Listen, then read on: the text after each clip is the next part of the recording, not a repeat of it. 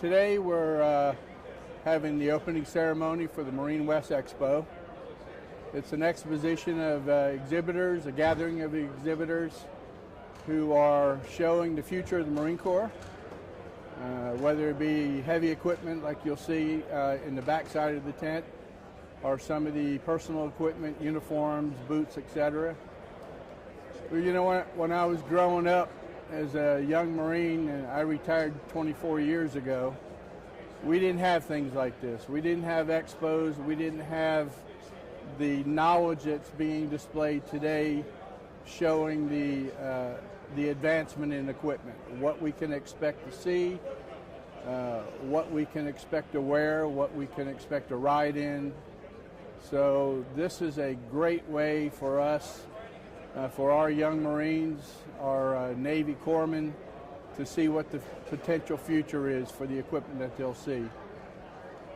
This expo, as well as the expo that's held at Camp Lejeune, which is called Marine South, and the big expo, which is Modern Day Marine at Quantico, this gives the chance for the Marine Corps to see, to converse with, to talk with the exhibitors, the manufacturers of the equipment that's going to be the future of the Marine Corps. So this is a vital link to get an understanding of what the pipeline holds for us. Why is it vital? Like any armed force, we need to have a vision of what the future holds. We don't know exactly what environment we might find ourselves in tomorrow or 10 years from now, but to know what kind of equipment to expect, the capability of that equipment, and a chance to preview it and to actually have a say-so on whether or not we get this equipment. It's a really important link, and unfortunately I don't have a part in this anymore because I'm no longer active duty. But as a retired Marine, I'm interested because I get to see what the history or what the future is in the Marine Corps before it ever happens. And right here at this expo, some of this very equipment will be the equipment that our Marines will go into battle with in the future. Fortunately, the expo's open, and from my understanding, all Marines here at Camp Pendleton, down in MCRD, the reserve centers are encouraged to attend. So they'll get a chance to walk around to these exhibits and talk to these exhibitors to find out what they actually offer,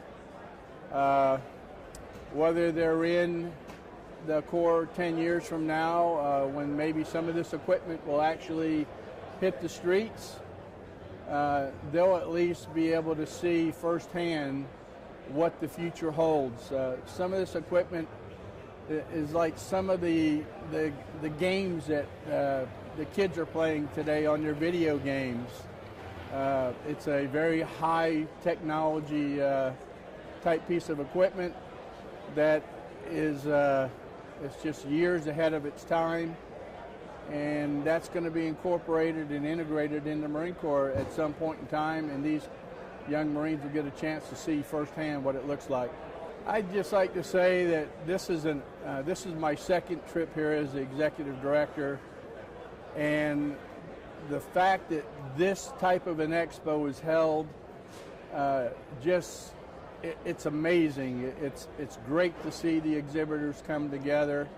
It's great to see the equipment, the capabilities of what our Corps is going to look like in the future, and without it, I can speak to you for firsthand experience.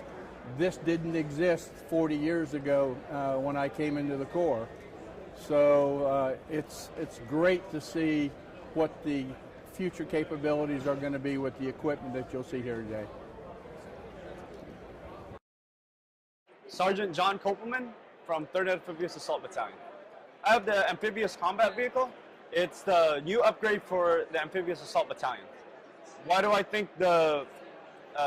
you think it's important for me to give feedback to NCOs and Marines about this Amphibious Combat Vehicle? Because we're the ones that are going to be operating these vehicles and maintaining these vehicles. I think it's important for the makers of these vehicles to firsthand meet the Marines that are going to be taking this vehicle out to combat, out to the field, operating them, so on and so forth. You can never get a right answer unless you meet the guys that are actually operating the vehicle.